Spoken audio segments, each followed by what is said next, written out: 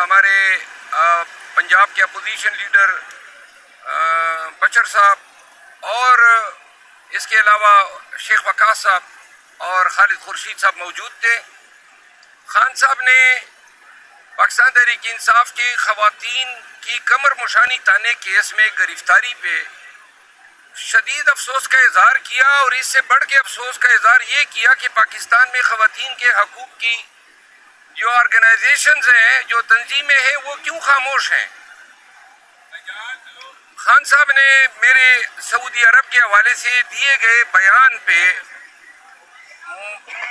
میری سرزنش کی، اور انہوں نے کہا کہ جی یہ بیان جو تھا یہ انتہائی بے موقع دیا گیا، جو نہیں دینا چاہیے تھا، اور اس حوالے سے مجھے نصیحت کی. خان صاحب کے سامنے پبلک اکاؤنٹ کمیٹی کا میٹر آیا، اور خان صاحب کو جب آگاہ کیا کہ ان کو جو بتایا گیا تھا کہ PMLN کی لیڈرشپ نے میرے نامینیشن کے حوالے سے کوئی اپنے تحفظات کا اظہار کیا تھا، جب میں نے یہ بتایا کہ یہ بات غلط پہنچائی گئی ہے تو اس پر میں نے حوالہ دیا کہ کل اسپیکر صاحب نے اس کی تردید کی ہے. تو انہوں نے کہا کہ یہ بہت اچھا ہوا، اور ساتھ میں انہوں نے کہا کہ ہماری بڑی توقعات ہے آپ سے کہ جس سے آپ نمبر آزما ہوں گے بحیثیت چیئرمین پبلک اکاؤنٹ کمیٹی. تو لہٰذا یہ جو پبلک اکاؤنٹ کمیٹی کا شوشہ میڈیا میں چل رہا تھا، اس کو اب ختمی تصور کیا جانا چاہیے، اس پہ مزید کوئی تنازع نہیں. تمام پارٹی کی قیادت موجود تھی جب خان صاحب سے یہ بات چیت ہوئی. خان صاحب نے احتجاج کے حوالے سے، پارٹی کے امور کے حوالے سے عمر ایوب خان کو جو انسٹرکشن دی وہ عمر ایوب خان خود بیان کریں گے. خان صاحب نے اپنی زوجہ بشرا بی بی، اپنی بہنوں، ایک ایک کا ذکر کیا، ان کے اولادوں کے خلاف، کہ یہ سب کے خلاف کیسز اس لیے ہیں کہ یہ میرے رشتہ دار ہیں اور خواتین ہیں. ان کی 3 بہنیں، ان کی بیگم اور بیگم کے بھائی، یہ سب جو ہیں. تو خان صاحب اس حوالے سے بڑے متفکر تھے کہ پاکستان میں خواتین کے حقوق کی جو تنظیمیں ہیں وہ کیوں اس پہ آواز نہیں اٹھاتی ہیں. انہوں نے سپریم کورٹ میں ہمارے کیسز کے نہ لگنے کے حوالے سے بھی انتہائی افسوس کا اظہار کیا اور ہدایت کی کہ کیسز لگانے کے لیے سپریم کورٹ میں درخواستیں دائر کی جانی چاہیے. تو یہ گزارشات تھی. بقایا کچھ باتیں ہیں جو مجھ سے ریلیٹڈ نہیں ہیں، وہ عمر ایوب خان صاحب بیان کریں گے. مروت صاحب یہ بتائیے گا کہ جو آپ کی مخالف جماعتیں ہیں ان کی آپ کے بارے میں رائے تو ظاہر ہے سب کو بتائی ہو، لیکن یہ تاثر بہت زیادہ ابھر رہا ہے کہ PTI کے اندر سے PTI کے کچھ لوگوں کے لیے نہ خان صاحب کی رہائی مسئلہ ہے، نہ PTI مسئلہ ہے، مسئلہ شیر افضل مروت ہے کہ ان کو اگر کسی بڑے عہدے پر فائز کیا جائے تو یہ ان کے لیے مسئلہ. یہ کون لوگ ہیں، کیوں یہ چاہتے ہیں آپ کی؟ بہرحال یہ ہر پارٹی میں ہوتا ہے، کوئی ایسی بڑی بات نہیں ہے. ہر ایک دیکھیں، ہر ایک میں جو اپوزیشن میں اس کا حق بنتا ہے کہ وہ لیڈر آف دا اپوزیشن کی بھی خواہش رکھیں یا پبلک اکاؤنٹ کمیٹی کی چیئرمین شپ کی.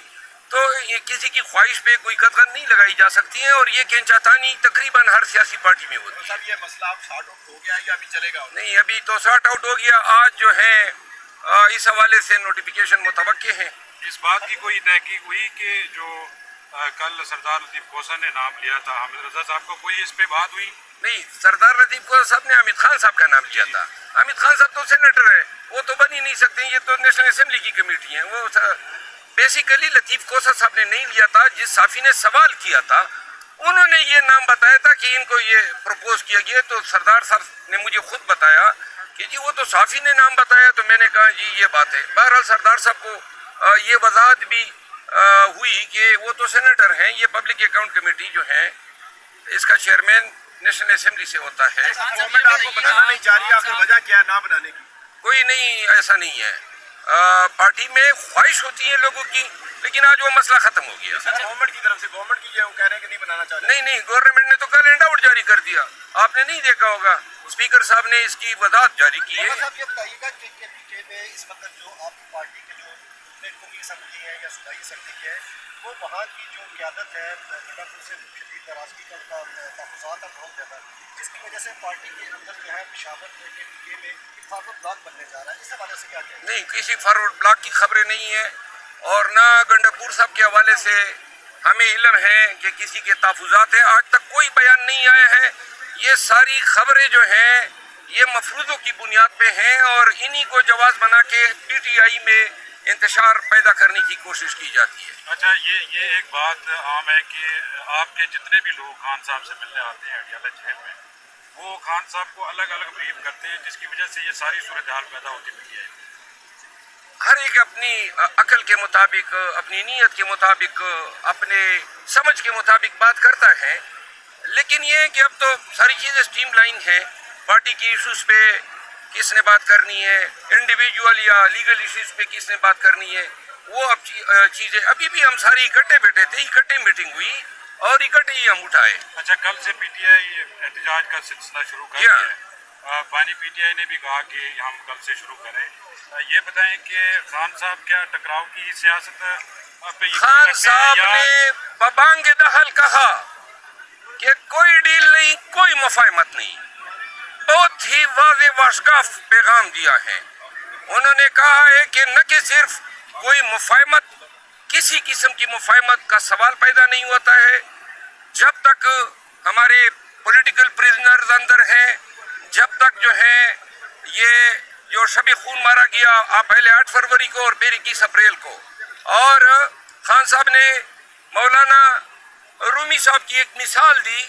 انہوں نے کہا کہ یہ پہلے بھی میں یہ بات کر چکا ہوں کہ اللہ تعالیٰ نے پر دیے ہوتے پرواز کے لیے، تو قوم کو بتا دیں کہ غلامی یہ سوچتے ہیں کہ چونٹیوں کی طرح زمین پہ رہیں گے، تو لہذا قوم کو ضرورت ہے کہ اپنی پرواز کے لیے اڑان بھرے.